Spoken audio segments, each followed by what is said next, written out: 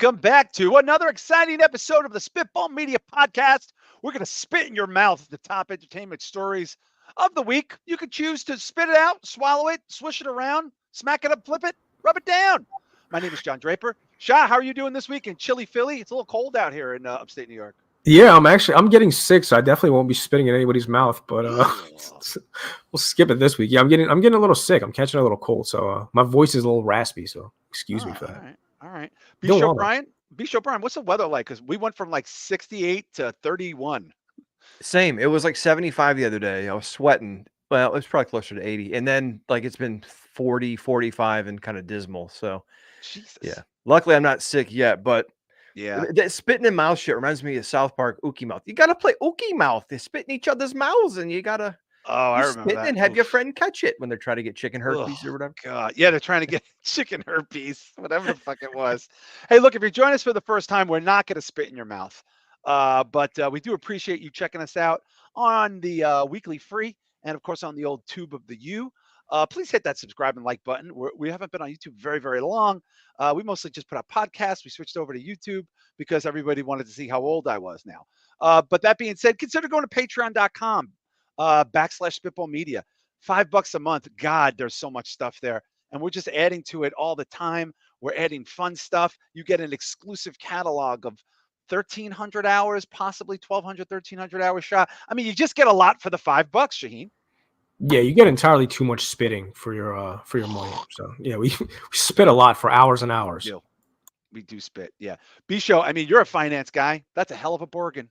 It's a hell of a bargain. I mean, countless hours going back to the Break the Apocalypse days, bonus shows that we never released to the public, Iranian satellite dishes, mutant ninja turtle porn, big dick frogs. It's all there. So go check out patreon.com.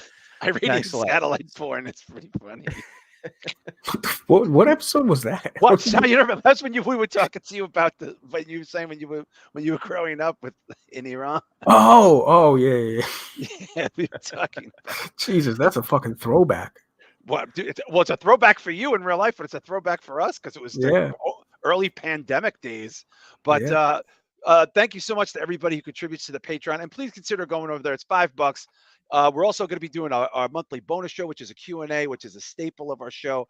Now, a program note, very important. Got to get this out of the way. I'm going to drop a big bomb. I did drop it last week. I'm not going to be here next week. It's the first show I've ever missed. I am going to be in Mexico with my wife. I am getting a BBL. I just wanted everybody to know that's why I'm not going to be here. I'm getting a Brazilian butt lift. So I will not be here. So Shah and B-Show will be ripping it up, spitting all over your face. But I won't be here, and we're going to delay the Q&A by a week, so you get an extra week for that Q&A. And I'm thinking of putting together a nice little show, nice little bonus show for the Patreon people for May. So please consider going to patreon.com / Spitball Media. It's only $5. It's never going up. It's been the same price consistently. We super appreciate it. We've got a nice core group of people there, and we appreciate them chilling. Bisho, who do we got chilling in the chat?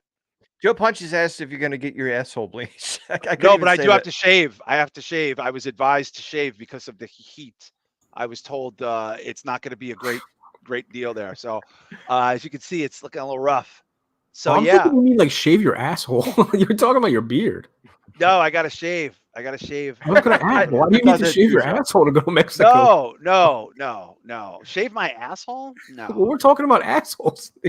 No, I said I'm getting a BBL. That's a Brazilian butt lift. That's why I'm going. Yeah, assholes. Yeah, that's right there. Oh, well, they must raise your ass. I don't know that much about a BBL. I think they inject a bunch of shit. Look, check this out. My wife makes fun of it. She doesn't know Jesus, your ass is literally out, bro. I have no ass, but I have none. There's no ass. It's just a straight lines.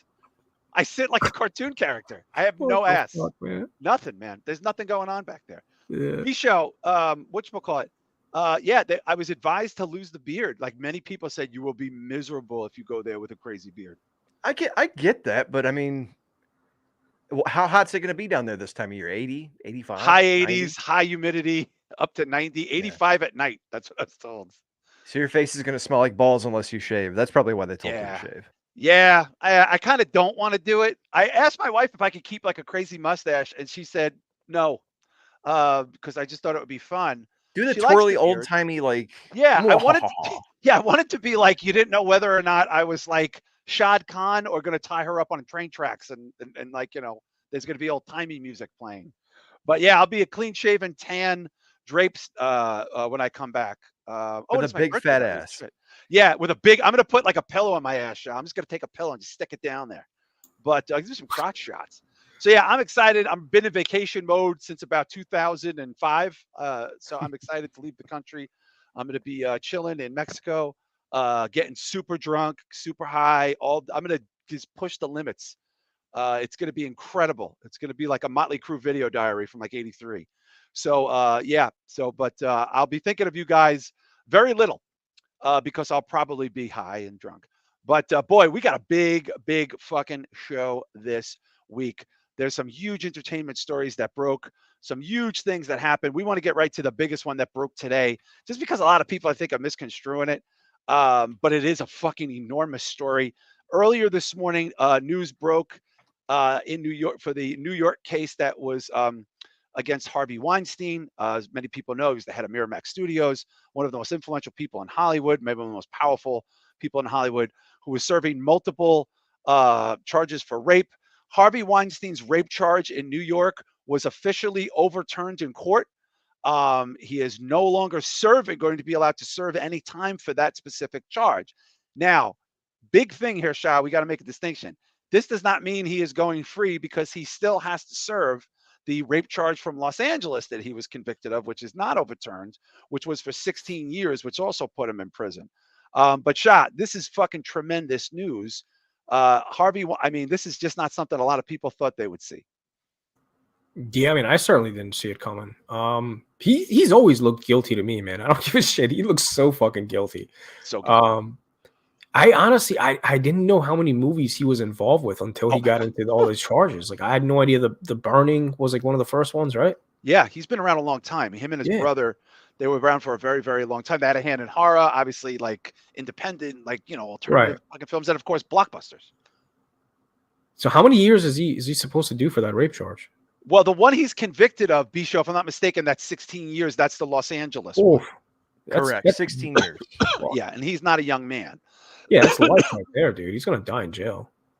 Well, yeah, but so what basically happened, Bisho, if I'm not mistaken, was there was always this cloud of suspicion around the New York charges, which I'm more familiar with the New York charges. I actually saw the film, I saw the documentary, I saw the feature film that nobody saw that I actually thought was pretty good about the two New York Times reporters who broke the story. No one saw this movie but me. I'm the only. I literally was one of 3 people in the theater that saw it, but it was good. But Bisho, this is shocking news. Yeah, and I was listening to some coverage of it earlier, and I guess what it comes down to is the judge allowed some witnesses that weren't involved in the suit, and in fact, some of them were like past the statute of limitations to actually bring suit against him. And what they said was basically in this case, those other prior acts helped convict him of these acts, and if they weren't involved, then maybe he would have not been convicted, which I don't think is necessarily true, especially because there were whispers about this shit for years. And it was one of those it was like the McMahon thing. It's like, oh, it's an open secret, this guy's a scumbag. And wasn't there a story with like Brad Pitt shoved him up against a wall for assaulting Gwyneth Paltrow or something like that? Yeah, I don't know, that could be conjecture. You know what I mean? I mean, listen, there's so much going on here. But by the way, I just did want to get back to the chat. I apologize. I'm a little fired up. We have Backwards Baron Corbin. It's UG's hello. We have Mr. Punches, of course, chilling in there. Chris Matthews. Am I missing anybody? I'm so Rich sorry. Dow. Rich Dow, my friend Rich Terrell Dow was is in in there. there. Slave Cheeks, Terrell. Terrell is in there. My God. I'm just trying to keep up with everybody in the chat. I mean, listen, what basically happened was, like you said, Bisho, there was that. But when I was reading what people were writing today on their sort of websites, was that because of the Me Too movement and because of how there was almost this like rush to condemnation, that they kind of, in other words, I know I'm tripping my words here, Shah, but in other words, it was such a thing where everyone wanted him to be guilty that they didn't follow legal statutes to convict him of this crime because of the climate. You know what I mean, Shah? So it was like he was already guilty, like he could not have got a fair trial. Yeah, I just honestly, not to sound harsh, but I mean, he's a fucking scumbag. Oh, he's a demon. He's a living demon. Yeah, the 16 years, even if he doesn't get it for everything, like I still think he's gonna die in jail. You know, he's an older man. He's not gonna. It's almost like Diddy. They were gonna give Diddy like 16 years. Those are the charges that people were predicting. That's almost giving the guy life, like, you know, because by the time he would actually get convicted, it'll take 5 years. He'll be fucking 55. He'll be 70 something when he comes out. You know, so this guy's already older than Diddy. So I mean, he's gonna be like 80 when he comes out. He's probably gonna die. Yeah. Now, Bisho, I believe there is no statute. There's no like status to do anything with the LA trial, right? He's just serving it, and that's it. Like there hasn't been any scuttlebutt about his lawyers now trying to overturn the Los Angeles trials. Or am I wrong? No, I've heard nothing about. The only thing I've heard is people talking about how it's a different case because he was convicted solely on the evidence in the California trial. It wasn't like they brought in extra people. So that, as far as I know, is not going to get overturned, or it's not likely. But when you guys talk about like his history with him and his brother with the Weinstein Company and Miramax and Dimension Films was like their horror movie, you know, alternative movie wing. Yeah. These guys, they were like Blumhouse before Blumhouse. Like they took chances on small budget movies. They got involved and blew the fuck up, and then ended up selling to Disney, had a fight with Disney, split from Disney, and went and created the Weinstein Company. I mean, these guys were the pair in Hollywood for a long time.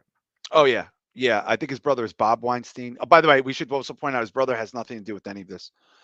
He's never even been. It's never even been intimated that his brother has a history of any of this behavior whatsoever.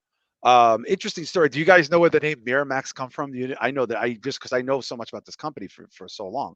Have ever of you heard the story of why it's called Miramax? No, I don't. No. It's the first names of their immigrant parents.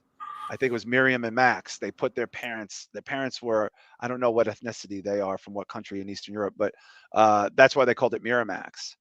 And there was legendary stories when Disney took them over about Harvey Weinstein being such a piece of shit just as a human in the offices. Like when they banned smoking in the Disney building, he would purposely smoke and like smoke around people, and like as a form of like being a bully. Like I remember reading about that in a Playboy article, like a really, really long time, like 20 years ago. Like he was just that kind of a douche. You know what I mean, Bisho? He was like one of these bully rich guys who didn't give a fuck. Yeah, and you see this so often with these people that just get into positions of power, and it really is. It's frustrating that people have to go through this stuff. It sucks that it's getting overturned. Because honestly, if he was convicted, it's a technicality. So look, if he was convicted in California and New York, I'll forgive the New York overturning because at least he's still going to serve. But just imagine the people who didn't want to come out because they didn't want to relitigate shit they went through, and they didn't want to go up against the system, and they feared shit, and then it gets overturned. I think this is a cautionary tale, though, of why you don't get swept up in a movement like Me Too. Yep. Because as well purposed as it was, this is the shit that happens, and when everyone gets in on it and people's vision is clouded or judgment is clouded, it can lead to shit like this. So yeah, that's an excellent point, Bisho. And you know, Shah, one of the things I saw today from news articles was they're concerned that this has ties to the Trump trial, because much like the Trump trial, there is this rush to condemnation, like bringing in tons of witnesses from, you know, all over the place. And that, you know, and it's also another New York district attorney. This is not the same district attorney. We've switched district attorneys since then. But you know what I'm saying, Shah? They definitely are not drawing parallels to Vince because there is no trial for Vince. Vince is not going to court or anything like that at this point in time. But they're comparing this to the Trump trial in the sense that so many people are sensationalized this to the point where he probably won't get a fair trial either. And this could grossly impact a verdict on that too. Yeah, it's funny you mentioned that because, like, in my head, I was making comparisons to the Trump one because it's so many big time celebrities over the last, I feel like 6 years that went down. I mean, you had, you know, it started from Bill Cosby, then you had, you know, the Weinsteins and Harvey and who was the other guy that killed himself? The other guy, Epstein, Jeffrey Epstein. Yeah, Epstein. You have the Diddy thing going on, Trump, just so many things going on at once. Yeah, Kevin Spacey from a Hollywood perspective. The guy from the 70s show, he got like 15 years. Yes, that's right. The guy from the 70s show. Yeah. Like we even had the Johnny Depp thing, even though that's a little different. Johnny Depp was a trial, was a sensational trial. Yeah, it does seem like in the last 5 or 6 years, Rapey show, like there's a trial every year. There's some sensational celebrity trial every year. Yeah, and I wonder what hand social media has in this, and I know they haven't moved to do it with X and stuff yet, but I wonder if this may not be a little incentive for American politicians to start banning certain social media companies, because TikTok just got banned this week. Yeah, 9 But to just 12 months. Yeah, it'll be gone. the spread of information, it's so impossible. It's like a brush fire. It just, once it goes, and everyone sees it. It's so easy to turn something into a viral story if you have some sort of following, that it's amazing how this has happened. I don't know, man. Who's the next to fall? I mean, that's a big question. It could be Vince. I mean, if there might be a criminal trial for Vince. Yeah. Well, here's the other thing too. We should point out before we move on to our next story. It is up to the district attorney of New York to decide if they want to retry Weinstein. They might decide it is not worth it because he is already in prison. He's already served, I think, 4 years of that 16-year sentence. But they may, I don't know. I don't know. They kind of look very bad. So for them to retry him and possibly not win again, woo, right, Shah? I mean, I don't know, man. That could be pretty rough to swallow. Yeah, that's like the worst case scenario, man. That would be terrible. And it could happen. Yeah. And it could happen. Yeah, I mean, this story broke today. There was no way we couldn't talk about it. It was the story. But the next thing we want to talk about, which is a pretty big movie that we've talked about in some capacity that we've now finally all seen, is the horror film that started out with a bit of a controversy due to the AI imagery that was used, and then it went on to be a blockbuster. For I think a movie that cost anywhere from $1.5 to $2 million. It made about 10 at the box office. I'm talking about Late Night with the Devil, which debuted on Shudder last week. Now, this is an interesting case for us because all three of us got to watch the movie over the weekend. And another interesting case about this is where we have talked about it very little offline. I think all three of us have a very similar opinion of the film. Now, I should point out it is available on Shudder. We will do our best not to reveal too much of the plot because it's only been out for a week. But quite a few people did see this in theaters, which is why it did so well.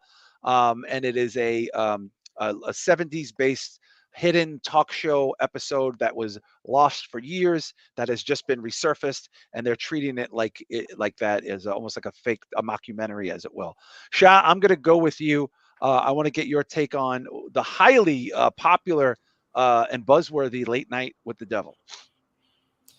Yeah, I don't know if I built this movie up too much in my head from the hype that it was getting or what the case was, man. But I went into this, and the first half I thought was amazing. Like, the buildup was dope.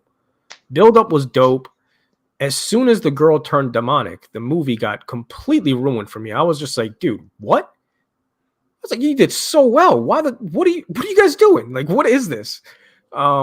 I don't know if you guys remember the Exorcist girl from the Scary Movie. Like, this is what that reminded me of. It was comedic. Like, some people did say somebody said it felt like a sketch on ridiculousness. Yeah, like I was like, yo, you guys completely fucked this movie up now. The girl's voice was like robotic, like something. It was just so bad, man. I really, really disliked this movie ever since the girl came out. And it had so much potential because I thought the set, just doing it in that one set, I really liked that idea. I liked the whole concept. Yeah, I like it too. The execution was very poor in my opinion. And I know the budget is low, but dude, X had a low budget too. You know what I mean? Like, there's other movies that have X had maybe half the budget of this movie. No, that's not true. Pearl had half the budget of this movie, even better. Yeah. I mean, one of those movies. There's been so many other independent movies that have done, that have stretched that dollar a little bit more, man. These effects, like, they were pretty bad. I can forgive that, but like the robotic voice and I didn't really like it. Okay, before I go to B show, Shah, what did you think of the ending? Because that's a very contentious thing right now with a lot of people. I didn't mind the ending. I like the ending. Obviously we don't want to spoil it, but like it made sense. It's like selling your soul, I guess, kind of thing. Okay, yeah, did you look up people talking about the ending? No, I didn't. That's just what I assumed. But okay, because I didn't see any reviews on it really. Most people, it was like Facebook reviews, and most people were loving this movie. People love this movie. Yeah, it's a highly reviewed. I don't know how. Like, how are people saying this is the best movie of the year when it comes to that's what we're going to discuss. I don't understand. Yeah, and listen, like I said, this is a case where all three of us I think are on the same page. B show, your thoughts without giving away too much of the plot as well. I know it's difficult. Shout out to Aaron Eccles, you just joined. I really liked the movie until, like you guys said, the third act, when it got effects heavy. That's what did it for me. because I like the concept. It was like, I'm going to date myself with these references, but it was like the Larry Sanders Show meets The Love Larry Exorcist. Sanders Show. Yeah. Just like the way it was shot, where it looks like it's on film, then they cut back and it's almost documentary style during the breaks. But the runtime is like a classic late night talk show. Yeah. And they did a great job of nailing the aesthetic. There's some Easter eggs in there that I didn't catch the first time around. So I went back and watched it a second time. Oh, you did? So, okay. I was thinking of yeah. doing that, maybe on the plane. Like in the mirrors and stuff, and in the pocket watch, you can see little things that kind of hint to what's going on. The big flaw I think this movie had, other than the effects, is I think they didn't want to give away what was going on, so they hinted at it, but they also, I think, depended on people knowing a lot more about like Bohemian Grove and stuff like that Which than people clearly, know about. right, which clearly they were talking about, yeah. Yeah, so me knowing about that or hearing about the supposed history, I was down with it. I got it. I understood what was going on, and I really liked the aesthetic and the style and how they did it.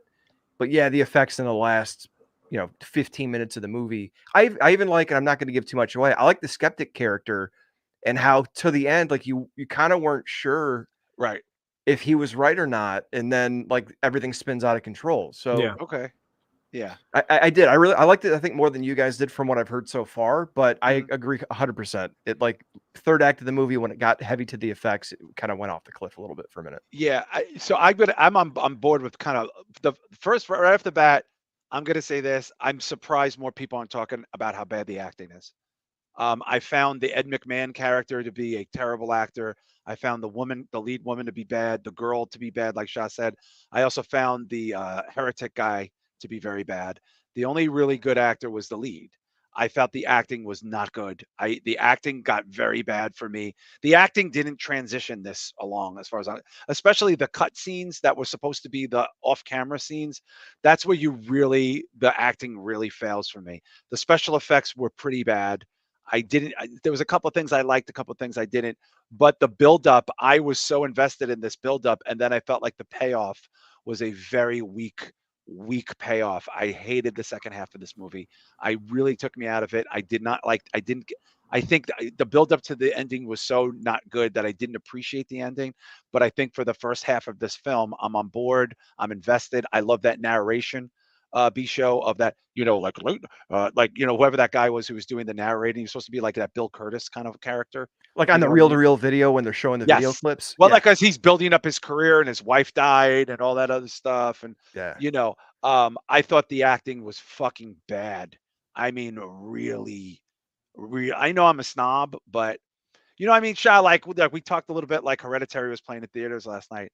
And it's like, I think of the acting of, like, and maybe this is unfair, but I think of the acting of like a Hereditary, and then I think of the acting of this and I go, no. Shah, did you have a problem with the acting other than the girl's voice? Yeah, but that bothered me less than the effects. I just feel The like effects. in 2024, there should be no excuse for effects, man. Like, it's not that expensive, I assume, right? Like, it had to be. I mean, you get better effects now, I assume. Like, there's better Yeah. molds and stuff. Like, it can't be as bad as it was back in the 80s. In the 80s, I could forgive a lot of that because I was like, of oh, course, it didn't have exist. the budget. Yeah. But nowadays, I don't know, man. You can probably go to the fucking Halloween Spirit store and do a better job at some of the effects than they did. It looked poor. Bisha, what did you think of the effects? That's what I think went off the rails for me. Is Okay. I was cool. I was okay with the payoff because I don't know. I'm not going to talk about it, but I thought it was all right. I know it's hard. I know it's given, like I said, given the backstory of him and how he got there, I thought I was fine with that. Okay. The effects is where it went off the rails for me, because when shit busts loose, it was like, really? Like, it felt like I was watching some cheap Tubi movie. It's like it went from, hey, this is a great Shudder movie, and then I'm like, am I watching Tubi? Like, what's going on? Yeah, and it's odd. And it's funny you say that, because I didn't see anybody. What's crazy is the people that saw this in theaters loved it. The people that watched it on Shudder over the weekend did not. I just want to go to the chat for a second. Rich Dow says, boo this movie. Joe Punches says we're on the same wavelength. The ending was okay. I want to see. I don't know how many other people saw it. We're doing our best not to fuck up, people from seeing it. Joe Punches says the first half, I was like, oh shit, it's gonna go down. Then it felt like it fell flat, hard at the end for me, and the effects looked bad. Aaron Eccles saying the effects look bad. What was the budget? The budget was around 1 million. Was around a little over 1 million. It made 10 million at the box office. Now we should point out, guys, end of the year, this is probably going to be maybe not on any of our lists, probably, but Shah, this is probably going to be on everybody's list. I mean, at this Yeah, and I know some people might say you're crazy for comparing the acting to Hereditary, but why? people are putting this as like the best horror movie of the year. So you Yes, have they no were. choice That's what I but was to told. kind of compare it to those like heavy hitters, Yeah, and look at the It's reviews, not Shah. there. The reviews are huge for this. This is getting like Yeah. 90s, 8.5s, 90%. By the way, the intro to the film where they're like showing like retro clips of him on the talk show and kind of the build up with him and Bohemian and all that. There's definitely some AI in there too, with like the really nobody said backgrounds and that. stuff. Hunter, go watch it again. You could see it in Okay, his I might hair. watch it again. You Guys, can see it in his hair. It's all in the beginning. They definitely used more AI than we think they did. Well, I mean, B-Show, look at this. 97%. Is that the audience? That's crazy. That's critic score. 97% critic score, 81% audience score. That's crazy. Yeah. No horror film has this year. Dude, you know what, man? I don't take the critic scores seriously a lot anymore. Jesus Christ. Because, I mean, it's a good indicator that it might be a good movie, but like, you see it on X or Twitter. Like, there's all these people that write for Fango. And look, I like a lot of these people. They have a lot of good takes. Yeah, some of them. But you can tell there's a lot of people that write for these publications or do reviews that really want to engage with these people. They want to kind of clout this a little bit. Totally like wrestling. 1000%, yes. Totally like so like I see a lot of that. And also I see YouTubers doing this now too.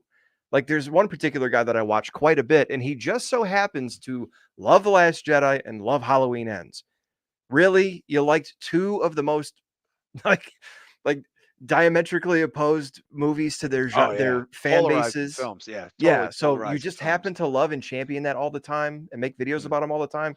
Like I think there's a lot of that happens, and you can get verified if you go through certain hoops. Probably. So well, listen. It's not bad. I just at this point, I don't know. I might have to see it again, and it might be one of those things. Shah, let me ask you a question. Do you plan on watching it again? I feel like I might have to watch it with another because it's not a long movie.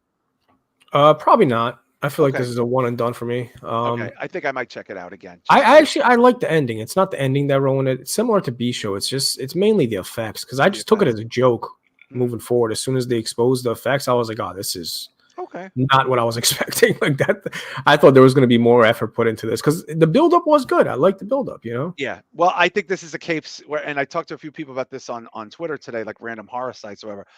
It's overhyped. It's an overhyped movie. I wish it wasn't as hyped as it was. And I just, if this was a movie I stumbled into, I would be way more forgiving. But B-Show, the amount of hype, like this went from don't see it because of AI to, oh my God, this is the horror film of the year. You got to go check it out. I've seen it. It's amazing. And now it's on Shudder. And I feel like the people watching it at home are going, eh. Yeah, it's one of those again, a cautionary tale not to get caught in the hype train. Like I've been staying away from like Facebook groups and critic boards and stuff like that just because of that. Because I've found it's tainted my view of movies. And I'll go back and watch a movie a second time around and go, oh, that wasn't bad, or they did this here, that's cool. But no, this one I was given the amount of press. It was not press, but the amount of hype, hype it was getting online. Thank you. Hype.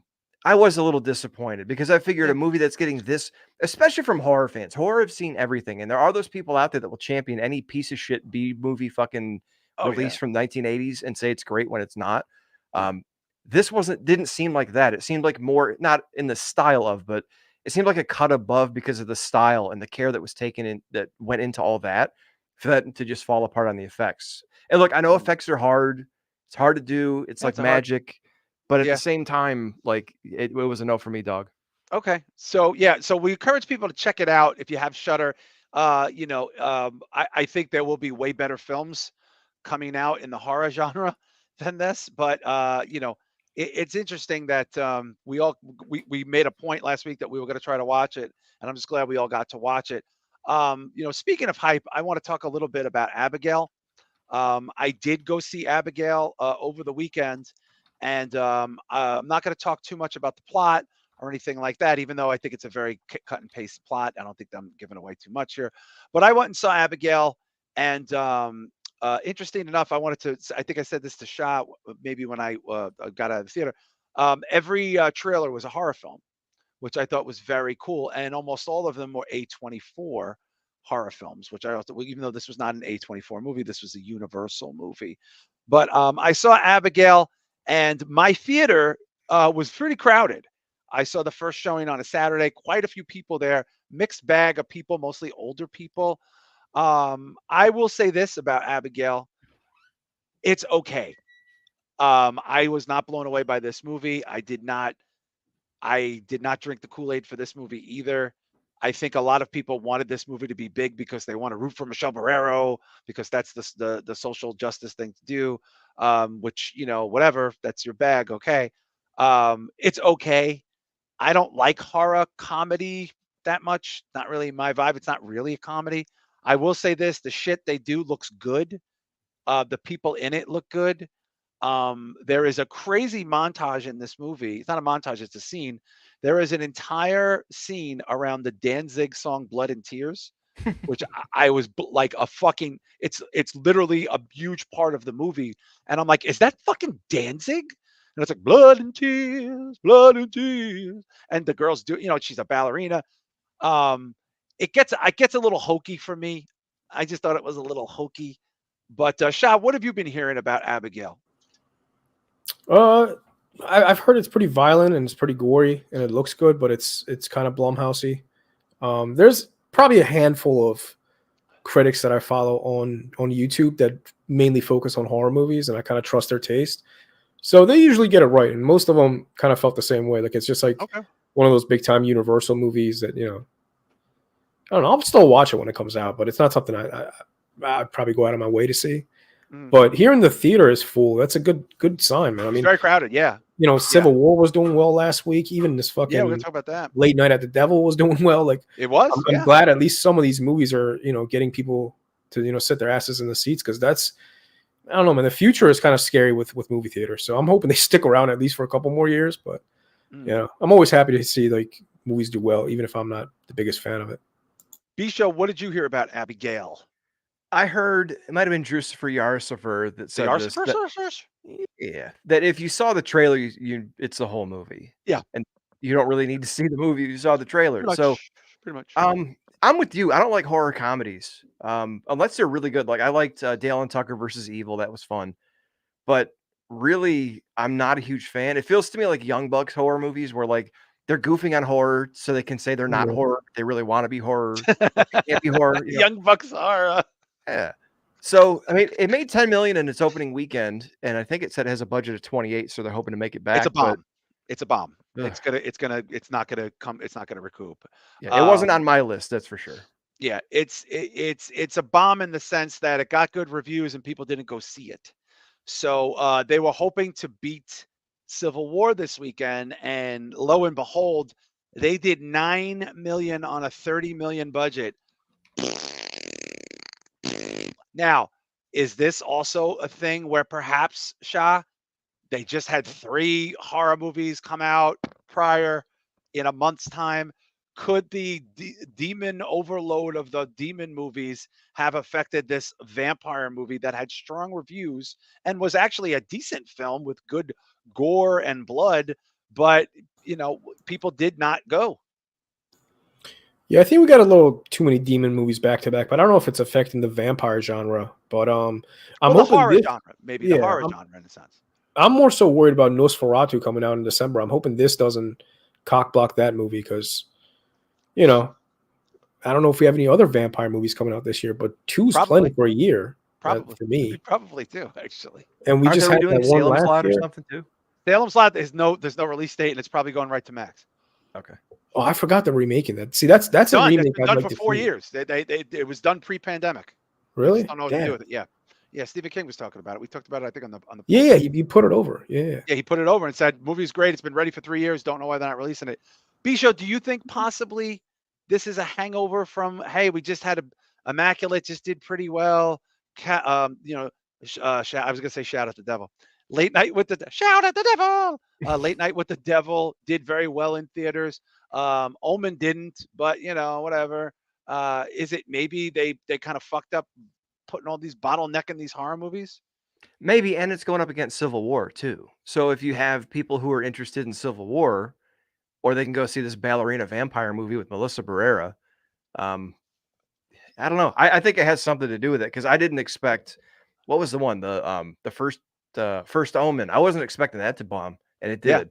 bombed. So And it got good reviews too. Got good reviews. I saw that. it did, and maybe like you said, the movie going public is probably over possession movies by now. Zombies ran its course, possession movies, and I think that's another reason why Late Night with the Devil was regarded as being so good is because it was just refreshing to see something different, even though it did have like possession in it. It was not a possession movie; it was a completely different thing. Well, I will. We're going to talk about Civil War in a second because it is tied to this. Because, I mean, Shah, this movie was supposed to win the weekend, and it didn't break 10 million, which is a third of its film budget. That's a bomb, right? I mean, there's a bomb. Yeah, absolutely, that's a bomb. I mean, for it to be considered a profitable movie, it would have to make like 50, 60 million. So, and I'm sure it's probably going to make 20 overall before it, hits DVD and Blu-ray and shit. But opening week, 10 million is pretty bad. But pretty bad. They are blaming Civil War's success. Aaron echoes, so that's Last Voyage of Demeter, which flopped terribly, but it's already streaming, I believe, on Showtime right now or Paramount Plus, whatever you have access to. They're the same thing. But speaking of Civil War, which I spoke about last week in the show, had another big weekend to the point where now Civil War is the first A24 film to have back-to-back #1 weekends in the very, very, very storied history of A24. This is a very big deal. Civil War is looking more and more like a big movie, and I thought it was good. It didn't blow me away. Bisha, what are we talking about here, box office wise? Well, let's see. So far, it's grossed 45 million. Budget was around 50. Okay, so it's gonna not lose money, but again, they're rooting to break even. Jesus Christ. Yeah, for comparison, Everything Everywhere All at Once grossed 77. Oh, but it was in theaters for a very long time. I mean, that was in theaters for like 6 weeks, maybe more. So it's just behind Uncut Gems at 50 million, and it's probably going to wind up behind Everything Everywhere All at Once, which was also, one of the most critically acclaimed movies of that year. Ended up sweeping the Academy Awards. So Shah, it's not the most biggest but it's the first movie ever to go. Is that right? I had that right, Bisho. It's the first A24 film to ever have the #1 box office 2 weeks in a row. Correct. Yeah. That gives me high hopes, though. I mean, if it's the first one to hit 2 weeks in a row at #1, it could potentially surpass Everything Everywhere All at Once if it fucking builds enough hype and they extend the show times. Because I don't know how long it's in theaters for. They usually, the independent movies, they don't last that long. Is A24 even indie anymore? Or are they not really? You can't consider it indie. I don't think. Yeah, it's not really. Because it had the IMAX showings. Yeah. Look, I don't know what kind of weekend it's going to have. There's some interesting films opening this weekend. Maybe we could take a look at that if we have time. But Civil War, look, it's kind of like a hit. It's not like a box office, bonanza. But I think this is going to be a movie shot. Once you guys see it, I'll be curious. I think this is going to be an Academy Award type movie.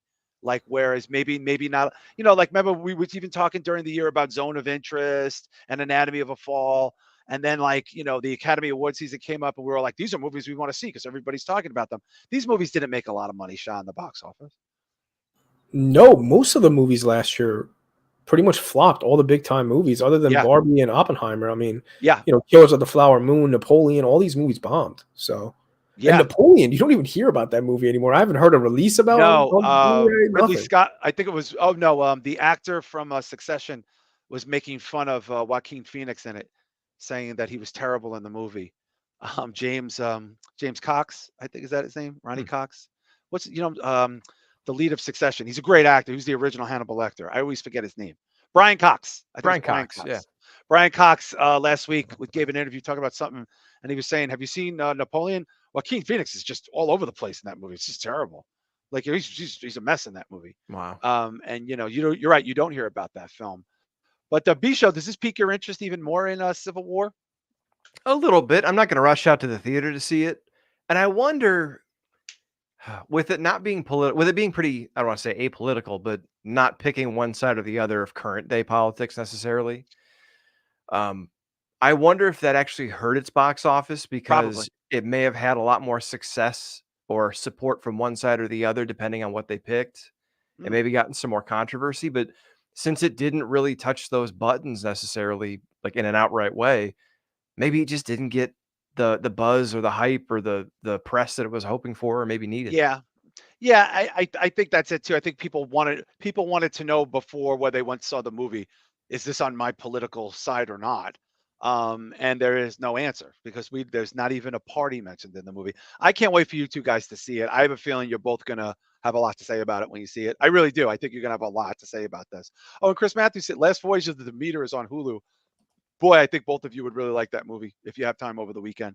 It's just a very different throwback to the Hammer films. The Dracula looks amazing. It's a cool film. Rich Dow was saying, I like the movie. Plot was mad. Dick was hard for the visuals. What is he talking? He's talking Civil War, I think. Okay. Yeah, probably about Civil War. Or is he talking about a porn? I don't really know. I mean, like that's a great description of how he felt. Just three simple. I like the movie. Plot was mad. Dick was hard for the visuals. I could say that about so many movies. Yeah. That's what I say a lot about, like X-Men '97. My dick is hard for the visuals. But speaking of visuals, we're gonna do a big trailer here right now, people. Big. We're gonna have to stop this one a lot. We have to stop this a few times. You want to fuck with Marvel. But because I mean, if you talk over it consistently, Shah, they can't strike you. That's what everybody. Well, the video they still get the copyright or whatever. You still get a copyright strike, I think. So the Deadpool 3, Deadpool Wolverine Red Band trailer dropped, and it is it's looking like the movie. I can't. This thing's gonna make $1 kajillion. And we're gonna play it and talk about it now, and then we're gonna play this updated Longlegs trailer that I saw in theaters because it is fucking cuckoo bananas. Here we go. This is the highly anticipated Deadpool Wolverine. I was gonna call it 3, but it's Deadpool Wolverine. You're not welcome here. You're not welcome anywhere.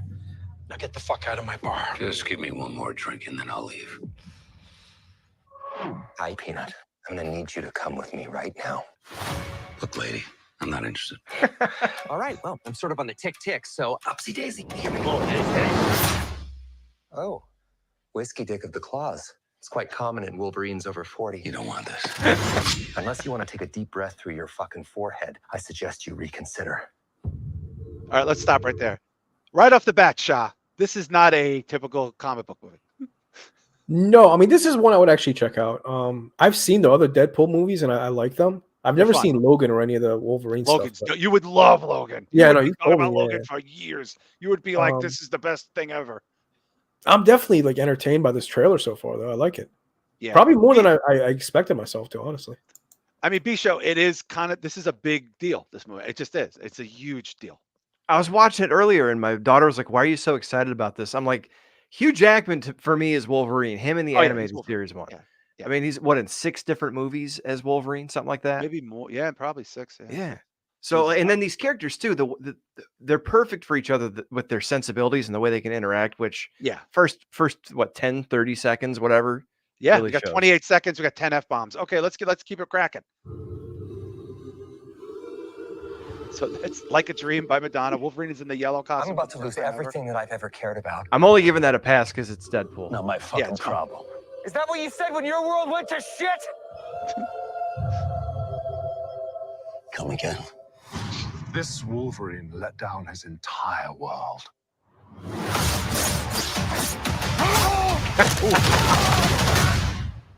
Jesus. Want to talk about what's haunting you, or should we wait for a third act flashback? Go fuck yourself. Just pause it there, B-Show. So he stabs him in the dick, Shah.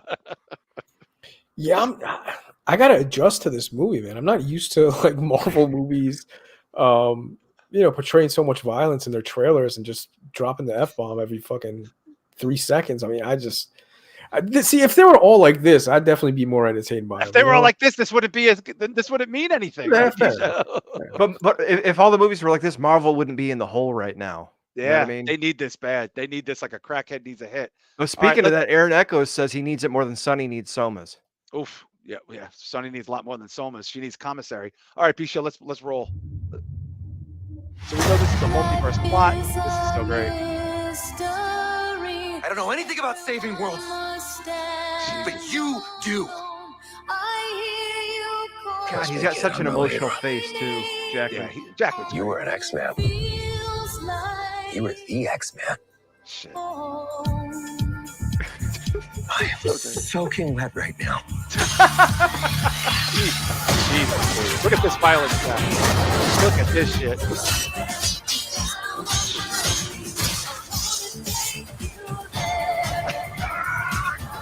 Boys are so silly. This is what I'm talking about. Big slow motion action sequence. Who knows if you live or die? Looks like Mad Max a little bit. You did. Let's fucking go. Let's fucking go. Yeah, he's got fucked like 25 times. Yeah, looks good. Some cocaine. This is great. Cocaine is the one thing that Feige said is off limits. What about Bolivian marching powder? They know all the slang terms. They have a list. Even snowboarding? Even disco dust. White girl interrupter? Even Forrest Bump. Do you want to build a snowman? Yes. But I can't.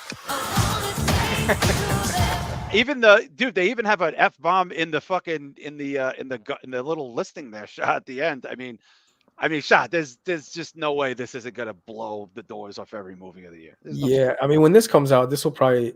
I might just buy this instead of subscribing to the Disney Plus because Disney, I don't know, man. It just doesn't have anything for me really.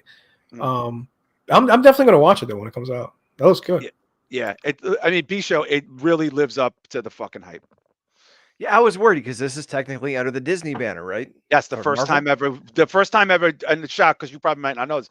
This is the first time that Deadpool is under clearly under the Marvel umbrella. Like now it's all merged. They own everything now, and this is the first R movie ever released under that umbrella, right? B-Show, they've never released an R film before. No, and honestly, I don't think they should overdo it, but I think they should do more of it because with the shit they've been putting out, the genre stuff for Lucasfilm and for Marvel, it hasn't been hitting the mark other than Guardians 3.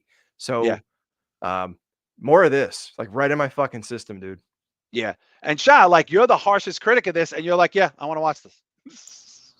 Yeah, out of all the ones that I've seen as far as the trailers, this one has me the most intrigued, definitely. Yeah. I mean, I like the visuals of the Spider-Man one. What was it? The illustrated one. Oh yeah, did you watch it? Did you watch No, I didn't watch it, but I mean the trailer alone. Man, I you would like trailer. it, dude. It's unique. Nothing else looks like it. So people in the chat, you got Chris Matthews saying Ryan Reynolds does his thing. Aaron Echoes is ready. Joe Punches, yeah. There's gonna be cameos upon cameos. Every X-Men character in the history of all the films is supposedly in one way or another in this film. And plus, there's also Easter eggs in the trailer, cameos. You see about 8 or 9 people soft from all the previous movies. Some people are finally confirming they're in it. Drew Yari's blown away that Shah likes a Marvel film. Yes, you heard that. It's wild. Liefeld, the creator of Deadpool, said he saw the movie and he said it is batshit crazy good. Look, this is the movie of the year. There's no way this is going to suck. And this could be a big difference now. Like, Shah, let me just ask you a question because me and B-Show are way more connected to this. If this blows up and becomes like Barbenheimer style, the next thing they're going to look to do, don't you think, is to make an R? I think because Blade is already R. That's what they're saying. Do you think this opens the door to R-rated hard violence? Yeah, definitely. But I mean, they've done it before, though, right? I mean, the other Deadpools, they were R, weren't but they're they? not Marvel. They weren't Marvel. They weren't allowed to use the Marvel. They were not under Marvel, the MCU. They didn't have any of the other characters. They were its own world. Damn. Yeah. Well, yeah. Then I mean, in that case, if it makes money, I'm sure it's going to open the gate for more stuff that would be up my alley. Yeah, I think so. For sure. How many different properties can they do this kind of stuff too, though? I mean, I can't. Good point, but you're talking about Marvel, Shah. Marvel's got shit. They'll bring some ancillary character, right? B-Show that no one's thought about in 100 years and give them a move. Guardians of the Galaxy was like a D squad team, like up before the movie. Yeah, I remember when that movie came out, people were like, "What the fuck is Guardians of the bomb. Galaxy?" Yeah, they're like, "This is gonna bomb." Fucking raccoon. What is this Star Wars knockoff? But it was probably one of the biggest moneymakers to date for Marvel. It's up there for sure. We're excited. I know Drew Yarsifer is excited. He's talking about the Midnight Suns that is in the Blade. The Blade movie is R. And Shah, the villain in the Blade movie, is our girl from Maxine. She's the lead villain. So she's in an R-rated Marvel movie as the lead villain.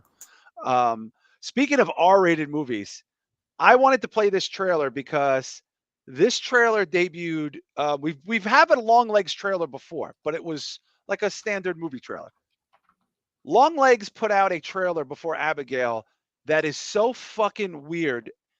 I don't know how much this translates at home, but when I tell you guys, when we were sitting in the half full theater, and this came on the screen and no one knew what the fuck it was, and you'll see in a minute why it's so powerful and impactful, because they don't even say anything about a movie until 2 minutes in at the end, and they put the fucking title card up, and then it just leaves the screen.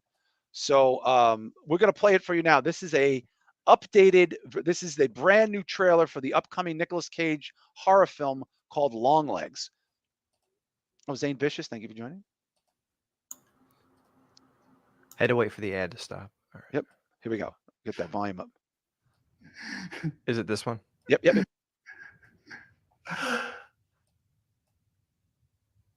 Oh, shit.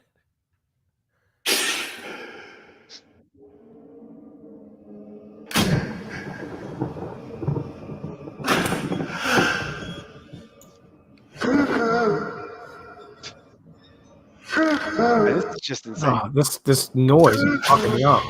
Yeah. Again, you're sitting in a theater, no title card, and it's just these creepy visuals and crying.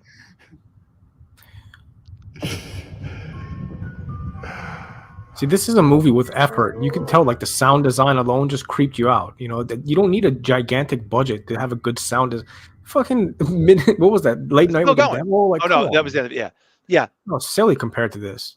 Look at how fucking insane that was, B-Show. Uncomfortable. When you get to the basement or whatever it is, and she's just staring into the mirror, and he's like, "Oh, there she is," like fucking Paul Bearer or some shit. Like, it is a little Paul Bearer. Ooh. Yeah. Wow. But there she is. Yeah. Yeah, but I don't. Are those Bible quotes? Like, what the fuck is that, Shah? Because I don't. It's just a strange visual, right? Yeah, it feels like something from the dark web. You know, I feel like I'm watching something I shouldn't be watching. It's kind of like snuffy. Like it's a little. Yeah, it's a little snuff filmish, right, Bisho? It's a little bit of a snuff filmy. Like, I don't even know. Like, you gotta remember, like, sitting in a theater and you don't know what the fuck this is. There was no title card before it. It just comes on the fucking screen, and then at the very end it goes 7/12 neon Longlegs. It looks like something you're not supposed to be watching. Yeah. I mean, Shah, don't you think that's a good way to build a film? I mean, like. Yeah, I mean, Blair Witch told you what to expect, but this kind of reminds me of the same approach where it's kind of like mysterious, and I don't know. I mean, Blair Witch was probably the last time. Honestly, yeah, that was probably the last time I was freaked out by a movie. Just based off of like hints and teasers, yeah. I'm trying. Can you guys think of a case in the last few years where you saw a trailer kind of like this trailer? And by the way, I think that Cuckoo trailer is another incredibly impactful trailer. I do. I think these are two movies that I would be shocked. And I mean, dare I say Maxine, but we're so on board with that already. You know what I mean? We were all on board. We were all going. Yeah, but those aren't grimy. They don't make you feel dirty. Like this. Maxine's kind of grimy. You don't think Maxine's a grimy trailer? But it's shot all nice. Like this looks like a serial killer's like fucking. This looks like a fucking nightmare that you wake up from and don't. Yeah, that's what I mean. This feels very illegal. You know, yeah, it looks like Dahmer's video diary on like an old Hi8 video camera. Like it just looks grody and gross. Yeah, I'm excited about this movie. I feel like this is the kind of movie, like Shah, you mentioned it a little bit earlier. Like you get the trailer like Meat and Potatoes for Late Night with the Devil, and that's a huge success. And then you see a trailer for like this, and you're so uncomfortable that you don't know what the fuck you just saw.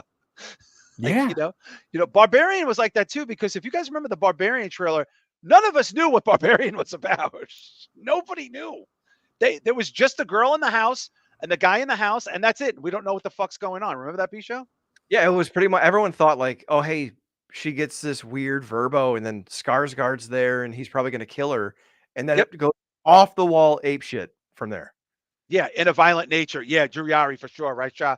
Like In a Violent Nature. There's something about these trailers in 2024 for horror that I feel like they're either cookie cutter, giving away the whole plot, like Drew had mentioned, I think offline, or Shah, like in a violent nature, like fucking this one we just watched for Longlegs, like that most recent Cuckoo, where it's like, fuck, if these things deliver on the level of what I'm seeing, these are going to be the best fucking, or even fucking what we talked about, Speak No Evil, because I know you guys didn't see the original. Like, Shah, what do you think it is? Do you think the bar coming out of 2022 was so fucking high now, and these movies make money that maybe they feel like they got to deliver these trailers and fucking shake you with it, so this way fucking you show up? I just think we have artsier movies in general. Like every single horror movie coming out, regardless of if it's Neon or A24, has almost that avant-garde fucking touch to it. You know what I mean? Like you would only see guys like Ari Aster do that kind of stuff. Now it's just like, I feel like he had an impact on the whole genre. A lot of people were trying to be more creative, Absolutely. So when the creative juices are flowing, man, I mean, you tend to get better quality films, and that means better trailers. So I'm hoping that's a sign for I'm hoping too. Good movies coming out. Bisho, do you think that maybe this is it now? They know, because also, do you think in a lot of ways they know they're going to be competing with maybe like a Maxine that's a trilogy? That let's not forget Terrifier fucking 3 coming out at the end of the year. They're going to have to compete with. At one point, they were supposed to compete with a Saw movie, right? They were supposed to compete with Saw 10 or whatever the fuck it was. Like, do you think like some of these standalone weirdo serial killery horror type movies are going, how are we going to get these motherfuckers in? It's possible, but I'm looking back on the history of horror movies and watching like what happened when 70s and 80s horror blew up into the slasher craze. And you had these really cheap, I mean, they weren't outstanding. Some had some artistic elements to them, but not on the level of like an Ari Aster or the Neon or stuff we're seeing today. But like back then, these movies blew up. They were cheap. They made money. Let's just fucking kick them out. It's all fast food, right? Yeah. Now we're starting to see movies get press that have a lot more style, a lot more aesthetic to them. So I think Shah's right. I think it's a natural progression of things where studios are saying, okay, we can make money with this now. And now you're starting to see this more artistic version of these horror movies popping up and getting more attention. So by nature, you're going to get more, what's the word I'm looking for? You're going to get more of these more auteurs. I just meant the trailers, but yeah, you're getting people who are taking a lot more care with the craft because there's that love and that appreciation and that artistic side to them, as opposed to these guys just trying to make these schlocky, movies that were sort of provocative for the time, but were really junk food. Well, I'll say this. I'll make a prediction here, and I'll eat my hat if I'm wrong. I will make a prediction right now that at the end of the year, all three of us will have Maxine, Longlegs, and Cuckoo on our top 5 list. Shah, do you think that's a fair bet? Yeah, and I think Nosferatu, and then possibly we're In a Violent Nature. Either that or Immaculate, maybe. Immaculate or Speak of the Devil, or Speak No Evil. But real quick, just to touch on what Bisho was saying, I do think it's like an artistic, almost like evolution, but like. There's no excuses now. After people have done it with indie budgets, you know what I mean? Everybody has access to much better quality cameras now. You don't need a studio budget to be able to, make scenes look great. And, like I said earlier, the effects are cheaper. So when you have movies like Lamb, that wasn't my favorite A24 movie, but I liked it though. It looked good though. You know what I mean? And great. How much did that movie cost? It couldn't have cost that much. They were on a fucking field the whole time. You know what I mean? Yeah, like not in the same location. Yeah.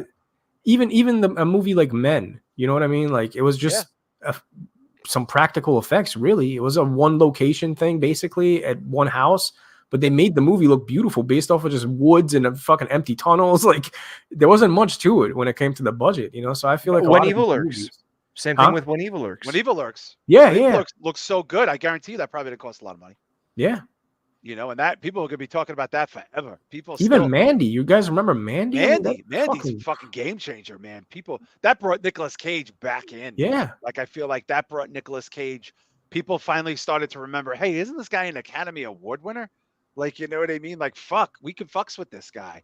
But just the visual like style of it, it just, you know what I mean? You felt like you were on mushrooms the whole time. Like I think movies like that kind of open the doors for more artistic freedom when it comes to directors. You know what I mean? They can test the waters out and see what works for them because there's no limits at this point. You can just do. I mean, look at Beau is Afraid. Like what the fuck was that? Like what the fuck was that? Shah, can you imagine if Beau Was Afraid was the first Ari Aster movie and then he made people would have hated him, dude. They wouldn't. He wouldn't have been able to make. Nah, he would have never made it. Nah, he just. Well, listen, party people, we got a shit ton of stuff we want to get to over in the Patreon, so we're going to be heading over there in a hot minute. So please consider going to patreon.com/spitball media. $5 a month. You'll have access to 1,300 hours, 1,200 hours of exclusive content for several years. I think going back to like almost 4 years ago. And of course, you'll get in that Q&A show. And just a quick reminder, get your questions in for that Q&A, Patreon people. But let's plug some friends. Let's plug Deathmatch Outlaws. Let's plug the Juicifer, Yarcifer, Experiencer, the Cassette Classics 86 on the YouTubes, the Down on the Thundercast, and of course, Don Tony and Kevin Castle. Necromaniacs podcast, I believe tonight, they just dropped their Late Night with the Devil review. I believe it's available right now in Human Experience podcast. And of course, my friends, shout out to Ringsiders Wrestling. I'll be joining them, I think, in a few weeks. We're working on that right now. We also have Mojo and Dirk's Most Dastardly Show. I see Dirk just showed up. The Garden of Doom. We also have the Old Guy Metalcast and our good friend Mr. Anderson's clothing company, funkbetty.com. It's warm out, so get some nice, cool clothes at funkbetty.com. Go do it right now. MJW Games, and of course, Cherry Jesus on YouTube and his band, Kaiser. My good friend Sam Hoyos and his band, Playing Dead, and of course, his podcast, the Red River Podcast. You want to be checking that out. The Bayou Geeks, that's Fateh 316's podcast, and of course, the High Marks Podcast. We got the Midnight Mass Creature Cast, and of course, our good pals over there. We got the Weekly Detour with Anthony Alston and Teddy, and we have Guns and Geeks podcast, and my buddy Rich Dow, he's got a podcast, and I want to give a special shout out, of course, to Wrestling Soup, and of course to Marvin. I just did Marvin the Movie Monster. I just did a podcast with a puppet, and I loved it. Shout out to everybody over there, the disciplinary committee, Kevin Apollo, and of course Marvin the puppet. That was a fun time. You should check it out. It just came out the other day. Shah, what's happening on Planet Mondo? I haven't uploaded anything since last week, but last week I did a Vinegar Syndrome stream, and this Sunday I'll do another stream, probably A24, like a top 15 horror movie one. So probably do that this Sunday. So Planet Mondo, go subscribe. Okay, and of course, big, I want to hit that subscribe button. Absolutely. B-Show Brian, what's happening on the old channel for the B-Show Brian channel? Not a whole lot yet. I'm finishing up finally like a year-long project for work that's taking a lot of my time in the evening. So are you getting a BBL? Is that what's happening? A BBL? Yeah. I don't. That's the thing is, I'm a big burly dude, but I'm a BBB. You can get a BBA, a big burly ass. Yeah, like I don't have the ass. I'm like you. Like I'm torsomatic. I got like flat. A long torso and no ass. It goes right up to my back into my shoulders. No ass. When I sit down, I sit on my lower back. It's fucking bizarre. Look at the way I'm hunched over right now because I don't got an ass to sit on. But yeah, so just stay tuned. I got a lot of good shit there too. Old documentary style stuff, some commentary things, and as movies keep getting remade, they're evergreen. So go like and subscribe. BShowBrian.com. And hit that subscribe channel, people, on the old U of the tube for us. Okay, we want to get some people over there. Go check us out. And of course, I will not be here next week. I'm sure the guys have a fantastic show planned for you. I'll be listening to it on the plane coming home. I will be in Mexico all next week. I will not be here. And when I come back next week, I think it's my birthday. I don't even know. Ooh. My birthday, I think, is the day before we record or something. Yeah. So I'll be a little bit tanner, a little bit clean shavener, and another year older. Thank you guys so very much. Thanks to everybody for hanging out in the fucking chat room with us tonight. And please tell a friend, hit that subscribe button, and treat yourself to the old Patreon. We're heading over there right now. Have a great couple of weeks. Peace.